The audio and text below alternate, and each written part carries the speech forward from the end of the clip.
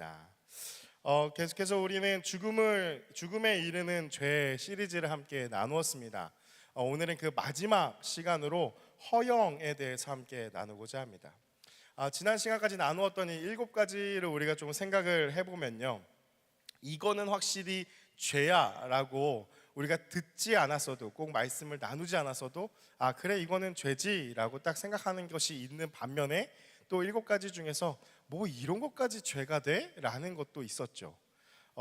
오늘은 마지막으로 나눌 이 허영도 우리가 언뜻 생각하기에 뭐 이런 것까지 죄가 될까라고 생각할 수 있는 그러한 죄입니다.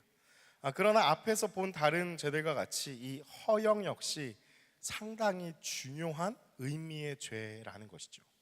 우리가 이 허영에 대해서 주의 깊게 보고 자세히 알지 못하기 때문에 사실 이것을 가볍게 생각하는 것이지, 이 허영이라는 이름 자체에서부터 이미 너무나 중요한 근본적으로 문제가 되는 이 죄의 개념이 바로 이 허영입니다. 우리가 7가지 죄 시리즈를 나누었는데, 센스가 있으신 분들은 이제 그런 질문을 하실 수 있으실 것 같아요. 지난주까지 7가지 끝난 거 아니야? 근데 왜 또 허영이라는 죄를 가지고 나누지? 여러분 센스가 있으시면은 좀 생각을 할 수 있는데요, 맞습니다. 지난주까지 나누었던 이 7가지 죄, 그리고 이 허영 다 사실은 이 7거지약, 이 7대 죄종에 다 포함이 되어져 있는 개념인데요, 어떻게 변화가 있었냐면, 이 허영이라는 것이 원래 이 처음에 7가지 죄를 정의한 것이 이 4세기 때 이 사막의 교부들, 이 수도사들을 통해서 인간에게 이러한 죄들이 정말 악하구나 해가지고 그때 처음 이렇게 개념이 정리가 됐어요. 죄의 목록이 생긴 거죠. 근데 허영이라는 게 원래 그때 포함되어 있었어요. 그리고 20세기까지 계속 포함이 되어 있다가 20세기 이후에 허영이 좀 빠지고 교만이 좀 들어가게 되면서 이렇게 좀 변화가 있었어요. 그러다 보니까 이 허영이라는 것이 사람들의 의식 속에서 이 중요도가 점점 사라지게 된 것이죠. 그래서 오늘 이 허영까지 다루고자 하는데, 그렇다고 해서 이 허영이 가볍게 여길 수 있는 죄인가? 결코 그렇지 않다라는 거예요. 오히려 오늘날 이 현대를 살아가는 우리들에게 지금껏 나누었던 7가지의 이 죄들보다 더 사실 우리 마음에 이것도 죄구나 라고 생각할 수 있는 게 바로 이 허영, 많은 사람들의 마음 가운데 와닿을 수 있는 내용이 바로 이 허영입니다. 여러분 왜 그럴까요? 한번 잘 생각해 봅시다. 여러분 질문을 드릴게요. 여러분 아침에 일어나서 제일 먼저 뭐 하십니까? 아침에 딱 눈을 떴어요. 제일 먼저 하는 게 무엇이죠? 여러분의 손에 뭐가 들려있죠? 물론 자명종을 켜고서 끄시는 분들도 계실 텐데, 요즘에 알람을 거의 다 스마트폰으로 우리가 설정을 하잖아요. 그럼 제일 먼저 만지는 게 이 스마트폰이라는 거죠. 그럼 먼저 만지고 이제 잠금 해제하고서 무엇을 가장 먼저 켜고서 터치를 해서 보십니까? 우리는 카페인 중독에 살아가고 있죠. 카카오톡, 페이스북, 인스타. 대부분 아마 이 3가지 어플을 제일 먼저 클릭을 하실 거예요. 그리고 나서 밤새도록 별일 없었나? 나에게 연락 온 것이 없나? 이런 것들을 쭉 보면서 그때 답장을 해야 될 건 답장을 하고, 그리고 또 뭐 공지나 이런 것들을 보기도 하고. 대부분 이러한 그 패턴 가운데 우리가 살아가고 있다라는 것이죠. 근데 이 소셜 미디어는 상대방과 단순한 소통의 기능이 있습니다. 그러나 이 말이 의미하듯이, 소셜 미디어라는 이 말이 의미하듯이 나를 드러내고 자랑하는 것에 집중되어 있는 기능이라는 것이죠. 그래서 내가 무엇을 먹었는지, 무엇을 입었는지, 어디에 갔는지, 내 기분이 어떤지, 자신에게 대한 일어났던 모든 일들을 소상하게 다 적어서 진실되는 내용도 있지만, 사실 우리가 그것을 올릴 때 어떻게 올리죠? 샵 땡땡 샵 땡땡 하면서 우리는 사실 MSG를 좀 친다라는 것이죠. 여러분 바로 이것이 허영이라는 거죠. 이미 우리의 문화 안에는, 우리가 살고 있는 이 시대 안에는 이 허영이 너무나 많이 있다라는 거예요.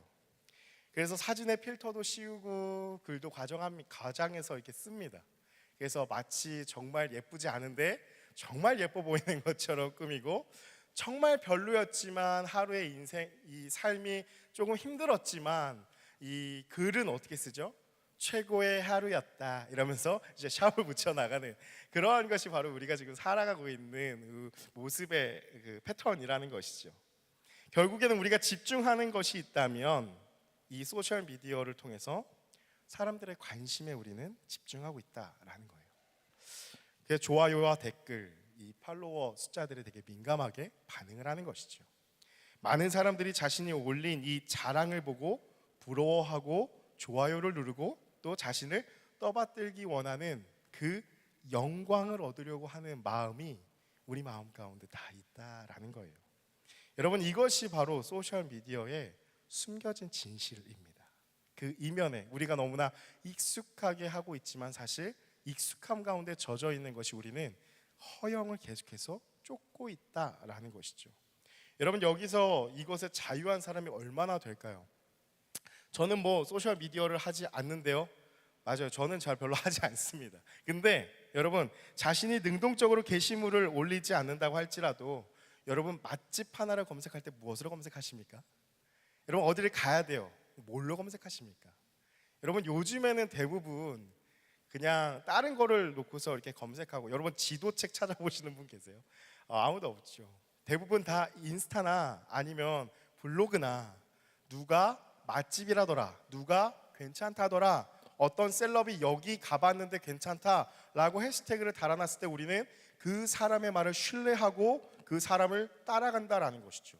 그래서 그 사람이 맛집이라고 인정한 곳에 우리는 당연히 신뢰하고 여기 맛있겠지 하고 갑니다. 그것이 수동적으로도 사실 우리는 그 소셜 미디어에, 이 사회에 중독되어서, 그래서 잘 생각해 보면은 우리는 이 시대에 우리 안에 정말 깊숙이 자리 잡고 있는 것이 바로 이 허영에서 우리는 사실 떠날 수가 없다라는 것입니다. 여러분, 허영이 어떠한 의미가 있냐면요, 허영은 이러한 뜻이 있는데요, 한자로 허는 비다, 헛되다 할 때 허라는 글자를 쓰죠. 그래서 그런 허에 영은 영광, 영예롭다 할 때 영으로 이루어져 있습니다. 합쳐보면 허영은 무슨 뜻이냐? 빈 영광이라는 것이죠. 헛된 영광이라는 거예요. 거짓된 영광이 바로 이 허영의 뜻입니다. 여러분, 헬라어에도 사실 동일하게 성경에서 이 단어가 사실 그렇게 많이 쓰이진 않았는데 동일한 뜻으로 쓰였습니다. 케노독시아라는 단어인데요, 어떤 뜻이 있냐? 내용이 없는, 토대가 없는, 진리가 없는 이러한 뜻입니다. 이 케노스라고 하는 이 헛된이라는 이 단어와 독사라고 하는, 독시올로지라고 하는 그 영광을 뜻하는 말이 합쳐진 단어인데, 허영이란 것은 무엇이냐면 열매가 없는, 알맹이가 없는, 무언가 있어 보이는데 막상 보면은 아무것도 있지 않은 신기루와 같은 영광이 바로 이 허영의 뜻이라는 것입니다. 성경에서는 허영을 무엇이라고 말을 하느냐? 이 허영에 대해서 제일 잘 나타나고 알 수 있는 부분이 전도서입니다. 여러분, 전도서를 읽고서 잘못 이해하면요, 이렇게 이해를 할 수 있어요. 아, 인생 다 허무해. 아, 인생 뭐 있어? 그냥 내 마음대로 살면 되는 거 아니야? 이 전도서를 피상적으로 읽으면은 욜로족에 다 빠져요. 근데 그것은 전도서가 말하는 본질적인 의미는 아니고요. 그래서 허무주의나 회의주의로 결론을 맺는 것이 아니라 전도서에서 제일 중요하게 이해해야 될 단어가 바로 이 헤벨이라는, 헛되다라는 단어예요. 무슨 뜻이 있느냐? 오늘 본문 17절에도 보면 나오는 단어인데요, 우리 17절의 말씀을 같이 다시 한번 읽어보겠습니다. 17절 함께 읽겠습니다. 시작. 이러므로 내가 사는 것을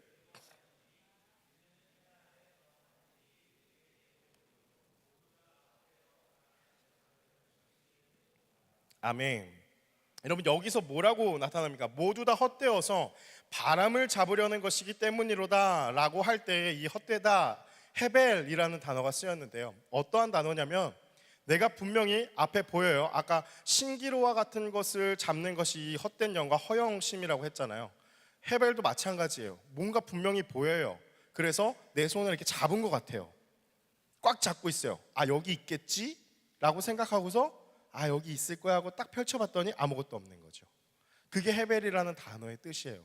내가 다 잡은 줄로 여겼는데, 이것을 잡은 것 같았는데 막상 펼쳐보니까 아무것도 없다. 이것이 바로 헛되다라는 전도서에서 계속 얘기하죠. 헛되고 헛되니 헛되고 헛되며 모든 것이 헛되도다 라고 할 때에 무슨 말이냐, 다 무의미하다, 뭐 허무주의다 이런 게 아니라 내가 다 잡은 줄로 여겼는데, 돈도 명예도 모든 것들, 인기도 내가 다 잡은 줄로 여겼는데 막상 펼쳐보니까 아무것도 없더라 라는 것이 바로 이 전도서가 우리에게 말하는 것이죠. 이 오늘 본문에서도 이러한 세상의 것들을 다 잡으려고 하는 이 지혜자가 되려고 목숨을 걸어봤지만 16절의 말씀과 같이 지혜자나 우매자나 다 일반이다. 죽음 앞에선 다 똑같더라. 다 어리석은 것이었고 헛된 영광을 구함이었다라는 것이 오늘의 본문의 말씀의 뜻입니다. 그럼에도 불구하고 우리는요, 늘 허영을 쫓고자 하는 마음이 우리에게 다 있죠. 전도서를 그렇게 우리가 이야기를 하고, 이 설교단에서 제가 몇 번을 얘기했는지 몰라요.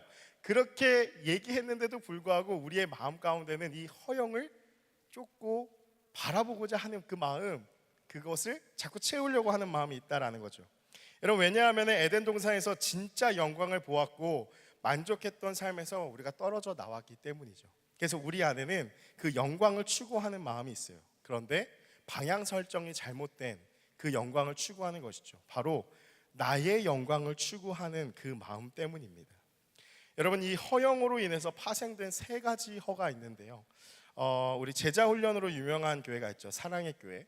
지금은 돌아가신 그 고 오카노 목사님께서 이런 책을 쓰셨어요. 평신도를 깨운다라는 책을 쓰셨는데, 거기 안에서 되게 중요한 이 세 가지 허를 얘기하십니다. 무엇이냐? 허세, 허수, 허상, 이 세 가지를 얘기를 하세요. 한국 교회에 지금 우리가 직면해야 될 세 가지의 허가 있다라고 말씀하시는데요.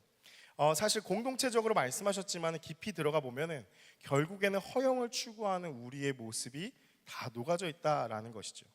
먼저는요, 허영을 추구하는 사람들에게 이 허세가 있다라는 거예요. 우리에게는 허세가 다 있습니다. 여러분, 허세가 무엇이죠? 허세하니까 제가 생각났던 거는 그거였어요. 한 코미디언이 어떤 남자 이제 코미디언이 막 이렇게 하는 거죠. 어떤 프로그램에서. 아, 내가 말이야. 여러분 보시면 아실 거예요. 막 이런 게 생각났어요. 그런 것들을 이제 허세라고 우리는 부를 수 있다라는 것이죠. 허세, 속빈 강정, 실속이 없는 것, 그것이 이제 허세라는 거죠. 성경적 표현으로는 어떠한 표현이 있냐면 회칠한 무덤과 같다라는 표현이 있어요. 지금도 중동 지역에 보면은 무덤이 흰색으로 이렇게 회칠이 돼 있어요. 근데 그 안에는 무덤인 거죠. 썩은 시체가 있는 거죠. 그래서 회칠한 무덤이다라는 그런 표현이 이 허세입니다. 다시 말하면 허세는 무엇이냐? 모양은 있어요. 잘 갖춰진 것 같아요. 근데 막상 보면은 영향력은 없는 것. 그것이 바로 허세라는 거죠. 우리 현대를 살아가고 있는 우리들의 마음 가운데 있는 것들 중에 하나가 이 허세라는 거죠. 현대에 두드러지게 나타나는 현상을 잘 살펴보시면 그런 것들이 있을 것 같아요. 예를 들어서 카푸어족 같은 거죠. 내가 정말 BMW, 벤츠 같은 외제차를 막 몰아요. 근데 막상 나는 정말 단칸방에 사는, 단칸방도 정말 누워서 잘 수 있는 고시원 같은 데를 살면서 내 차는 그렇게 몰고 다니는 그런 모습인 것이죠. 매일 빚을 지고 독촉되는 그 이자에 허덕이면서 나의 몸은, 내가 치장하는 것들은 다 명품으로 치장하는 그러한 모습들이 바로 이 허세의 모습이라는 거죠. 여러분, 근데 이것이 신앙 안에도 있다라는 거죠. 경건의 모양은 있으나 능력은 없는 자라는 말씀과 같이 예배는 드립니다. 교회는 다녀요. 근데 모태신앙이에요. 그러나 정작 영향력이 없는 모습들이 바로 이 허세 신앙이라는 거예요. 두 번째는 뭐냐? 허수가 있습니다. 여러분, 허수는 무엇이죠? 허수는 숫자 거품입니다. 예를 들어 대표적인 것이 오늘날 부동산 같은 것이죠. 너무 말도 안 되는, 사실 집값이 말도 안 돼요. 우리 이 교회 주변에 집 한번 구하려고 하면요, 저희 최근에 1년 넘었죠. 최근에 이사를 했는데 집 한번 구하려고 하면은 방 2칸짜리 오래된 1970년대, 60년대 지어진 이 주택들, 방 2칸짜리가 2억을 넘어요. 이게 무슨 소리예요? 집안의 컨디션을 보면 어떨까요? 당연히 좋지 않죠. 보수해야 될 게 너무 많고 냄새도 나고. 그런데 그 집들이 다 억억거리죠. 그러나 조금 더 좋은 아파트를 보면 어떻죠? 우리 교회 주변만 봐도 억억도 안 돼요. 10억 10억 이래요. 10억이 다 넘어가요. 이게 무슨 소리예요?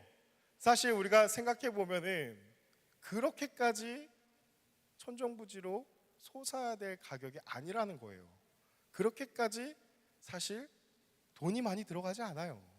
그런데 그렇게 높아졌죠. 왜냐하면 당연히 우리가 경제 시간에 배운 것처럼 수요가 많으니까요. 근데 또 한 가지는 명품이죠. 여러분 사실 명품도 잘 생각해 보면요, 원재료 값을 아세요? 여러분 원재료 값은요 정말 터무니없이 낮아요. 근데 그 이름값이 그렇게 붙은 거죠. 그런 것을 걸치고 살아가는 그러한 모습들. 그런데 이런 것들을 소유하고 있으면 마치 내가 다른 사람하고 전혀 다른 어떤 품격이 차이 나는 것처럼 생각하는 것. 내가 더 나은 사람이라고 이 숫자 얼마짜리에 현혹이 되어서, 이 허수에 현혹이 되어서 우리는 의시되는 그러한 삶을 우리는 살아가고 있다라는 것이죠. 세 번째는 허상입니다. 여러분 허상은 허세와 좀 반대의 개념인데요, 없는데 있는 것처럼 꾸미는 거예요. 없는데 없어요. 근데 있는 것처럼 생각하는 거예요. 아까 허세는 실제로 진짜 행하는 거잖아요. 그래서 카푸어족도 있어요. 그렇게 뭐 내 건 아니지만 은행 거지만 그렇게 해서 다니지만, 이 허상은 무엇이냐? 없어요. 근데 있는 것처럼 말을 하고 있는 것처럼 행동을 한다라는 거죠. 꿈만 꾸는 거예요. 거짓이죠. 여러분 이런 사람들을 우리는 사기꾼이라고 합니다. 이 허상에 젖어 사는 사람들인 것이죠. 막연한 무한 긍정을 합니다. 아무런 노력도 하지 않으면서 난 잘 될 거야 라고 생각하는 사람들이 바로 이 허상에 젖어 살아가는 사람들인 거죠. 여러분 이것이 심해지면 어떻게 되죠? 리플리 증후군이라고 들어보셨습니까? 거짓 인격이 바로 나인 것처럼 생각을 하게 되죠. 하도 거짓말을 많이 하다 보니까 그것이 곧 내가 되는 거예요. 내가 의사다라고 자꾸 생각을 하고 막 의학적인 용어들을 쓰면서 사람들과 대화할 때 막 그러면서 그게 정말 나인 것처럼 내가 어디 병원에서 근무해요 라고 정말 이렇게 믿어버리는 것, 그렇게 된다라는 거죠. 여러분 이런 사람들의 특징은 가식이죠. 가면을 쓰는 것입니다. 그래서 이런 자들은 성경에서 뭐라고 표현을 하냐면요, 외식하는 자다라고 표현을 합니다. 이 예수님께서 바리새인과 서기관들을 향하여서 많이 하셨던 말씀이에요. 너희는 외식하는 자들이다. 근데 이 헬라어로 외식하는 자들의 표현이 무슨 뜻이 있냐면 연극 배우라는 뜻이에요. 그러니까 바리새인들과 서기관들을 향해서 예수님께서 계속해서 이 허상을 쫓는 이 사람들에게 너희는 외식하는 자, 너희는 연극하고 있다. 지금 무슨 말이냐? 다른 사람들이 자신의 의로움을 알아주었으면 하는 마음으로 사람들 앞에서 율법을 행하는 것이죠. 그런데 그들의 본심, 그들의 정말 깊은 중심의 마음에는 율법에 대한 마음이 전혀 없어요. 그런데 순전히 사람들의 인정을 위해서 그런 척하는 것, 그것이 바로 외식하는 자다라는 것입니다. 여러분 이 세 가지는 모두 허영심에서 비롯된 것인데요, 그런데 그 근본을 잘 생각해 보면은 어떠한 욕구가 깔려 있냐면 바로 인정 욕구가 강한 사람이 바로 이 허영심에 젖어 있다라는 거예요. 여러분 쉽게 말하면은 칭찬받는 것을 좋아하는 사람인 것이죠. 어떤 관계 안에서든 어떤 공동체 안에서든, 뭐 피스토스 공동체에 우리 새로 왔어요, 환영하고 막 좋아해줘요. 근데 이 공동체에서 만난 모든 사람들이 다 나를 칭찬해 줘야 되는 거예요. 다 나를 인정해 줘야 하는 것이죠. 그것이 바로 허영심에 젖은 모습이라는 거죠. 물론 사실 우리 마음 가운데 인정 욕구는 다 있어요. 칭찬받는 것 싫어하는 사람이 어디 있겠어요. 당연히 좋아하죠. 근데 이것이 너무 강해서 피해를 주는 것이 바로 이 허영이라는 거죠. 그래서 이 내가 높아지려고 하는 모습, 내가 인정받으려고 하는 모습은 사실 우리가 첫 시간에 나누었던 교만하고 맥락을 같이 합니다. 그래서 교만과 허영은요 같은 뿌리에서 나온 거예요. 둘 다 자신을 높여요. 그리고 박수 받는 것을 좋아해요. 둘 다 똑같아요. 근데 교만하고 허영이 좀 다른 점이 있습니다. 죽음에 이르는 7가지 죄에서는 이 교만과 허영을 이렇게 이야기를 하는데요. 뭐라고 얘기하냐? 교만이 스스로 자신의 탁월함을 인정하는 것이라면 허영은 타인이 자신의 탁월함을 인정하도록 만들려는 것이다. 다시 말해볼게요. 교만이 스스로, 나 자신 스스로 탁월함을 인정하는 것이라면, 교만은 모든 관심이 다 나에게 있는 것이죠. 난 좀 탁월해, 난 좀 잘났어 라고 생각하는 게 교만이라면, 허영은 어떤 것이냐? 그 잘남과 그 탁월함을 다른 사람한테 인정을 받아야 되는 거예요. 너의 입술로 나에게 고백하고 시인해라. 나 탁월해 안 탁월해? 나 잘났어 안 잘났어? 네가 말해봐 라고 하는 것이 허영이라는 거죠. 또 이렇게 얘기를 해요. 허영은 타자의 시선에 의존하고 타자의 인정이 없으면 흔들리지만, 교만은 그것과 관계없이 요지부동이다. 맞죠? 왜냐하면 교만은 타인에게 강요하는 것은 아니에요. 교만은 그냥 난 탁월하다고 자신이 본인이 스스로 생각하는 것이기 때문에 타인이 나에 대해서 어떻게 얘기하든 그건 별로 중요하지 않아요. 난 이미 탁월하고 난 잘생겼고 난 잘나는데 뭐가 문제야 라고 생각을 하는 것이 교만이라면, 허영은 무엇이냐? 다른 사람이 내가 잘생겼다고 얘기하고 내가 잘났다고 얘기하고 내가 탁월하다고 얘기하지 않으면 견디지 못하는 거예요. 어떻게 해서든 그 사람이 나를 인정하게 만들어야 되는 것, 그것이 바로 허영심이다 라는 것이죠. 여러분, 그래서 교만의 특징은 나를 너무 사랑하는 마음에서 기인합니다. 내가 좋으면 됐고 내가 높아지면 그만인 것이죠. 그러나 이 허영의 특징은 무엇이냐? 다른 사람이 나를 인정해주지 않는 것을 견디지 못하는 거예요. 모든 사람이 나를 다 인정해줘야 돼요. 그것에 갈급한 것이 허영이라는 것이죠. 이런 허영의 특징을 보았을 때 여러분, 단순히 잘난 척만 한다면, 교만하기만 한다면, 그럼 우리는 그냥 그렇게 생각할 수 있어요. 아우 재수 라고 생각할 수 있어요. 아우 뭐야 별꼴이네 하고 그냥 넘어갈 수 있죠. 근데 이 허영의 문제는 내가 더 칭찬을 받고 인정받고 잘 되기 위해서 남을 짓밟아 버리는 것에 그 문제가 있다라는 것입니다. 여러분, 그렇기 때문에 이 허영심이 공동체 안에서 미치는 영향력이 상당히 큽니다. 허영심이 강한 사람이 공동체 안에 들어오잖아요. 그 사람 때문에 모든 사람이 피곤해져요. 힘들어져요. 왜냐하면 항상 인정을 해줘야 되는 거거든요. 여러분, 혹시 이 설교를 들으시고서 떠오르는 한 인물이 있다면요, 여러분 그 생각 빨리 지우셔야 돼요. 여러분 자신이에요. 우리 자신이 다 그런 마음이 있기 때문이죠. 인정 욕구가 강하기 때문에 잘난 척을 낳죠. 그리고 또한 자신의 주장을 굽히지 않는 아집이 생깁니다. 그리고 또 상대방의 의견을 듣지 않습니다. 그래서 불화가 일어나죠. 그리고 권위와 지시를 당연히 따르지 않는 불순종이 바로 이 허영심에 일어나게 된다라는 거죠. 또 우리가 아까 나누었듯이 자신을 어필하기 위해서 있지도 않는 거짓말을 행한다라는 것에 그 피해를 준다라는 거예요. 그래서 인정 욕구가 강한 사람은요, 마치 이런 것과 같아요. 긴 칼을 품고서 다니는 사람하고 같다라는 거예요. 자신은 칼을 들고 있으니까 안전하죠. 근데 자신의 주위에 있는 모든 사람들이 다 그 칼에 찔려서 상처가 나고 너덜너덜해진다라는 거예요. 왜 그러냐?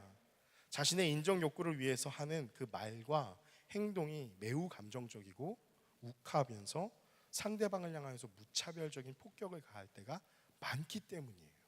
왜냐하면 나는 반드시 인정을 받아야 되거든요. 너는 반드시 나를 인정해야 돼 라는 욕구가 강하니까 말이 세게 나가고 행동을 세게 할 수밖에 없다라는 것이죠. 사랑하는 여러분, 혹시 우리 안에 이러한 모습이 있지는 않습니까? 허세를 부리며 허수에 속아서 허상을 쫓아가는 모습인 것이죠. 우리는 날마다 허세를 부립니다. 그리고 허수에 속습니다. 그리고 허상을 쫓는 삶을 늘 살아간다라는 거예요. 허영심의 문제는 무엇보다 이 사람들에게서 영광을 받으려고 한 이것이 문제라는 거예요. 왜냐하면 하나님의 영광을 자신이 가로채는 행위를 하고 있기 때문이죠. 그래서 여러분, 인정욕구, 이 허영심을요 결코 단순하게 간단하게 바라볼 수가 없다라는 거예요. 여러분, 이렇게 허영심에 빠져 있는 사람, 인정욕구가 강한 사람은요 복음을 받아들이기가 어렵습니다. 왜냐하면 하나님 앞에서조차 자신을 과시하려고 해요. 하나님 앞에서조차 과시하면서 자신이 인정받으려고 행한다라는 거예요. 그래서 그 관계는 진실되지 않고요 인격적인 관계를 맺지 못하게 되기 때문입니다. 그렇다면 이 허영에서 우리는 어떻게 벗어날 수 있을까요? 이 허영을 벗어날 수 있는 길은 어렵지만 결국엔 복음을 깨달음으로 가능해진다라는 거예요. 여러분, 복음이 무엇이냐? 복음은 수치심으로 가득해서 늘 항상 나의 치부를 감춰야 한다고 생각하는 이 죄인, 그리고 다른 사람들을 통해서 나의 존재감을 인정받아야지 살아갈 수 있다는 이 인정에 목마른 죄인을 향해서 온 우주 만물의 주인이신 왕 되신 그 하나님께서 내가 너를 오해하지 않는다, 내가 너를 있는 그대로 사랑한다고 말씀하시면서 자신을 과시하지 않아도 지금 있는 모습 그대로 인정해 주시는 것, 용납해 주시는 것, 사랑해 주시는 것이 바로 복음입니다.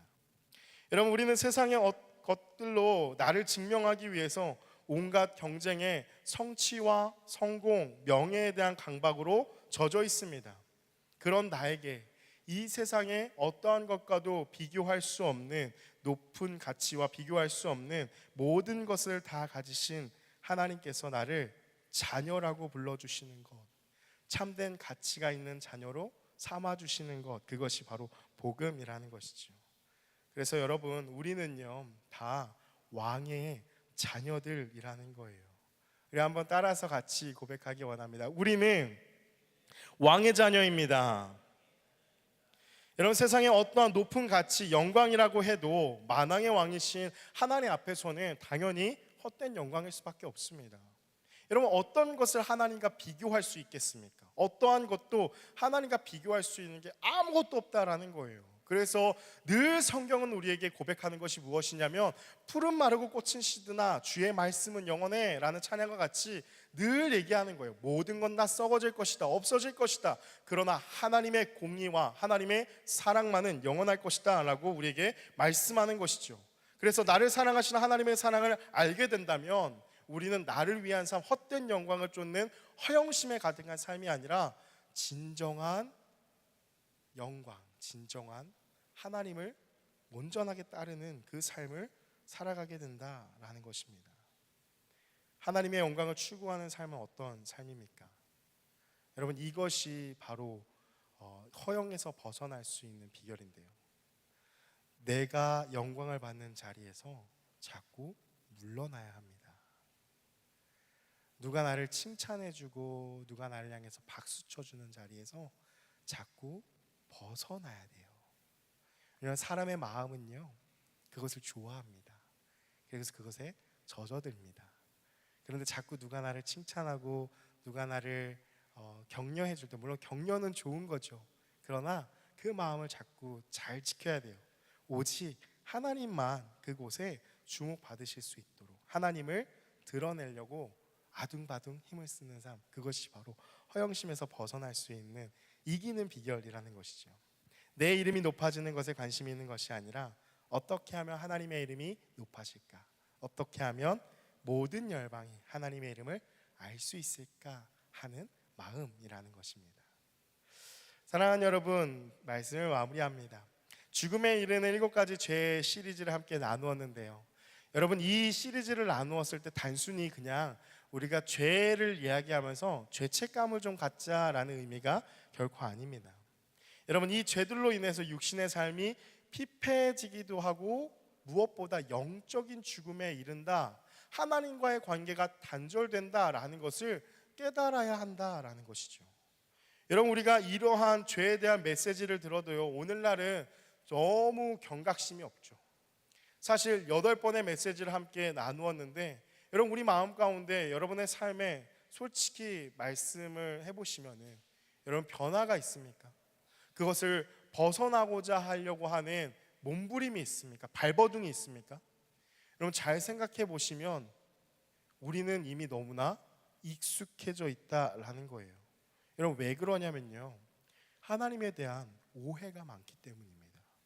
우리 안에 하나님에 대한 오해가 너무 가득해요. 내가 만들어낸 신이 너무 많아요. 무엇이냐? 우리의 신앙은요, 무슨 신앙이냐면 보험 신앙이에요. 여러분 보험을 든 것 같이 하나님을 믿고 있는 사람들이 너무 많다라는 거예요. 여러분 한번 직면해 보십시오. 하나님을 내가 든 보험과 같이 생각하지 않으십니까?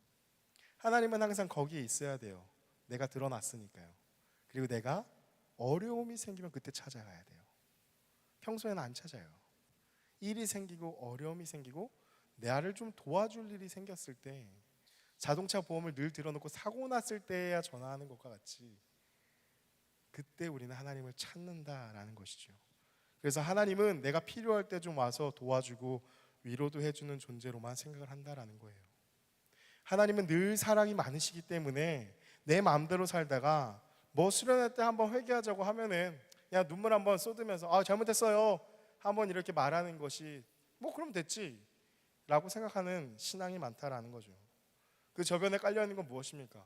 난 세례 받았으니까 천국 가, 난 괜찮아 라고 오해하고 있는 것들이 많다라는 거예요. 여러분 이것은 하나님에 대한 오해입니다. 왜냐하면 하나님은 인격적이신 분이에요. 사무엘상 2장 29절 30절의 말씀 우리 같이 함께 보려고 하는데요, 자막을 한번 띄워주시면 같이 함께 읽어보겠습니다. 뭐라고 말씀하시는지를 잘 분별하셔야 됩니다. 함께 읽겠습니다. 시작. 너희는 어찌하여 내가 내 처소에서 명령한 내 재물과 예물을 밟으며 내 아들들을 나보다 더 중히 여겨 내 백성 이스라엘이 드리는 가장 좋은 것으로 너희들을 살찌게 하느냐? 그러므로 이스라엘의 하나님 나 여호와가 말하노라. 내가 전에 너의 집과 너의 조상의 집에 내 앞에 영원히 행하리라 하였으나 이제 나 여호와가 말하노니 결단코 그렇게 하지 아니하리라. 나를 존중히 여기는 자를 내가 존중히 여기고 나를 멸시하는 자를 내가 경멸하리라. 여러분 하나님은요 인격적이신 분이에요. 보험 들어서 늘 사랑해 주시니까 내가 원할 때만 가서 아양 부리면 해주고 이런 분이 아니라는 거예요. 내가 평소에 하나님을 존중히 여긴다면 하나님도 우리를 존중히 여겨주실 것이고, 내가 하나님을 멸시한다면 하나님은 같이 멸시하시는 분이시지, 우리는 너무 사랑의 하나님, 그 하나님은 늘 거기 계시니까 내가 조금 이렇게 해도 괜찮겠지 하는 마음으로 하나님을 멸시하고 있을 때가 많다라는 것이죠. 여러분 죽음에 이르는 이 7가지 죄를 마무리하면서 여러분 이 2가지를 꼭 기억하시기 바랍니다. 첫 번째는요, 이 죄들은 우리의 삶을 비참하게 만들고 피폐하게 만든다라는 것입니다.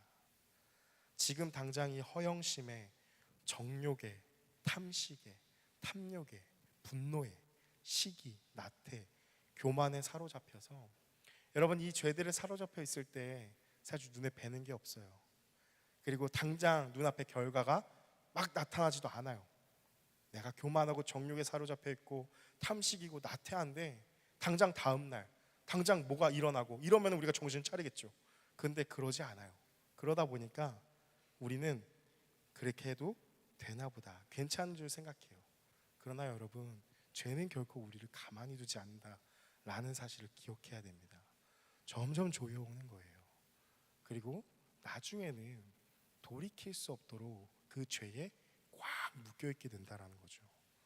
두 번째는 우리가 기억해야 될 건 무엇이냐, 여러분 구원의 소식은 누구에게나 열려 있습니다. 그러나 모두 다가 다 구원을 얻는 것은 아닙니다. 여러분 이 사실을 꼭 기억하셔야 돼요. 요한복음 3장 16절에 대해서 우리가 오해하고 있는 말씀이 너무 많아요. 요한복음 3장 16절 한번 생각해 보시면 뭐라고 시작하죠? 하나님이 세상을 이처럼 사랑하사 독생자를 주셨으니 이는 그를 믿는 자마다 멸망하지 않고 영생을 얻게 하려 하심이라. 요한복음 3장 16절의 말씀이죠. 뭐라고 말씀하세요? 하나님이 세상을 이처럼 사랑하십니다. 이것은 변함없어요. 하나님의 사랑은 넓고 크기 때문에 늘 사랑하세요. 그리고 그렇기 때문에 우리에게 독생자를 주셨죠. 그런데 그 다음에 이 구절이 정말 중요합니다. 독생자를 주셨으니 이는 그 독생자를 믿는 자마다 구원을 얻는다고 하셨지. 하나님이 세상을 다 사랑하시기 때문에 너희는 다 구원을 얻을 거야 라고 말씀하시지 않았어요. 믿는 자가 구원을 얻는 거예요. 여러분, 믿는 자는 무엇이냐? 한번 나 세례 받을 때 저 믿기로 했습니다, 잠깐 고백하고 그냥 세례 한번 받았어요. 교인 명부에 이름 올라갔어요. 여러분, 이거 믿는 거 아니에요. 믿는다, 이 한번 나누었었잖아요. 피스티스, 피스토스, 말의 의미 ing예요. 현재 진행형이에요. 계속 믿는 거예요. 한 번 고백한 걸로 그것으로 하나님이 그거 보고서 괜찮다 하는 게 아니라 하나님과의 관계 안에 우리가 들어갔을 때 계속 믿는 거, 다시 말해 하나님과의 관계를 계속해서 맺는 거. 여러분, 사랑하는 부부가 결혼하고서 끝이 아니라 그 부부가 계속해서 서로를 알아가고 사랑하고 참아주고 의지하는 것과 같이 우리는 하나님과 결혼했단 말이죠. 그러면 하나님과 결혼한 관계로서 계속해서 그 관계를 맺어가는 것, 그것이 바로 믿는 것입니다. 그럼 믿는다는 이 개념을 가지고 요한복음 3장 16절을 생각해 본다면, 하나님이 세상을 이처럼 사랑하사 독생자를 주셨으니 이는 그를 계속해서 관계 맺는 자마다 멸망하지 않고 구원을 얻게 하려 하신다라는 것이지, 한 번 내가 고백한 거, 한 번 눈물 흘린 거, 한 번 내가 잘못했다고 용서를 빈 정도로 우리는 구원을 얻고 하나님과의 관계 가운데 살아가냐? 결코 그렇지 않다라는 것입니다. 여러분, 평생을 신학을 연구하면서 살아간 복음주의 신학자 제임스 패커라는 사람이 있는데요, 이분이 죽음을 앞두고서 이렇게 마지막으로 유언을 남깁니다. 모든 방법으로 하나님을 영화롭게 하라.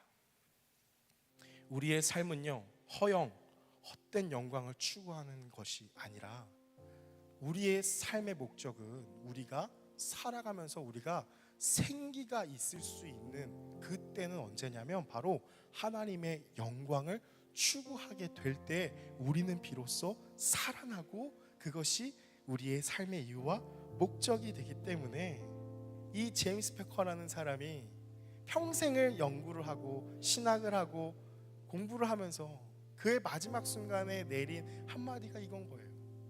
모든 방법을 다해서 하나님을 영화롭게 하라. 여러분, 하나님을 높이는 삶, 하나님을 경외하는 삶, 하나님을 영화롭게 하는 삶이 우리 인생의 전부다라는 것입니다. 사랑하는 여러분, 이 시간에 함께 찬양하고 기도하였으면 좋겠는데요, 여러분, 언제까지 여러분 우리의 삶을 헛된 영광에 두실 것입니까? 여러분, 썩어질 것과 없어질 것에 언제까지 집착하며 사시겠습니까? 쉽지 않습니다. 사실 죽음에 이르는 7가지, 오늘까지 8가지 이 죄들의 내용을 보면요, 뭐야, 살아남을 수 있는 사람이 있어? 라고 여겨질 정도로 쉽지 않아요. 분노를 어떻게 참을 수 있고, 어떻게 시기를 안 할 수가 있고, 어떻게 먹을 것을 앞에 두고서 참을 수가 있냐는 말이죠. 때로는 나태할 수도 있고, 때로는 성욕이 불타서 정욕에 사로잡힐 때도 있고, 그것이 우리 인간의 삶이잖아요. 그러나 오늘 우리에게 주시는 이 7가지 죄 시리즈를 통해서 주시는 그 하나님의 마음은 언제까지 하나님이 우리의 삶의 우선순위에서 밀려나서 우리에게 멸시천대를 당하셔야 되냐는 마음입니다. 완전히 자유해질 수 없습니다. 왜냐하면 죄성이 있기 때문이죠. 그런데 자유해질 수 없다고 계속해서 그 죄를 반복하는 것과 그것을 깨달음으로 계속해서 나는 그것을 벗어나려고 발버둥 치는 것과는 전혀 다른 거예요. 여러분, 어쩔 수 없는 것은 없습니다. 벗어나려면 어떻게 해야 되죠? 진짜 하나님의 영광을 추구해야 합니다. 여러분, 하나님은 언제까지 우리를 기다리시면서 언제까지 참아주셔야겠냐는 거예요. 언제까지 하나님은 참아주셔야 돼요? 언제까지 하나님은 우리를 계속해서 기다리셔야만 합니까? 이 말씀을 꼭 기억하십시오. 나를 존중히 여기는 자를 내가 존중히 여기고 나를 경멸하는 자를 내가 멸시한다는 이 말씀을 기억해야 합니다. 이런 헛된 영광을 구하는 것은 우리의 삶을 비참하게 만들 뿐만이 아니라 바로 하나님의 마음을 아프게 하고 있다는 사실을 꼭 기억하셔야 합니다. 그래서 오늘 이 시간에 우리 이 시간에 함께 찬양할 때 예배합니다 이 찬양 우리 같이 함께 드리기 원하는데요. 우리 모두 그 자리에 한번 일어나서 우리 이 찬양 전심을 다해서 함께 찬양하였으면 좋겠습니다. 여러분, 육체의 정욕을 이기는 길은, 우리가 이 죄악에서 벗어날 수 있는 길은 이 죄를 어떻게든 끊어야지 하는 관점이 아니라요, 늘 그런 비유를 많이 드리는데, 잔에 더러운 것이 이렇게 들어와 있잖아요. 그러면은 이것을 다 쏟아버리는 것도 방법이죠. 근데 이것은 물병이니까 이렇게 쏟기가 쉽지만 정말 큰 항아리 같은 데를 내가 들 수 없다면, 그럼 그 안에 더러운 게 있어요. 그럼 어떻게 빼내야겠어요? 방법은 간단해요. 깨끗한 물을 계속 부으면 돼요. 그럼 그 안에 더러운 것들이 계속 일어나서 나중에는 다 정화가 되는 거예요. 그렇다면 우리가 7가지 죄에서 벗어날 수 있는 길은 무엇이냐면, 이 죄 때문에 고민하고 이것을 어떻게든 끊어낼까 노력하는 그것이 아니라 참된 것을 추구하면 됩니다. 성령으로 충만해지면 죄는 자연스럽게 떠나가는 거예요. 그래서 우리 시간에 다시 한번 우리 예배합니다 전심으로 함께 찬양하기 원하는데요, 우리 하나님의 이름을 높여드렸으면 좋겠습니다. 우리 하나님을 경외함으로 나아갔으면 좋겠고요, 하나님을 영화롭게 할 때에 하나님께서 우리를 보시고서 우리 안에 있는 모든 더러운 죄들을 다 벗어나게 하실 줄 믿습니다. 우리 같이 한번 고백하겠습니다. 완전하신 나의 주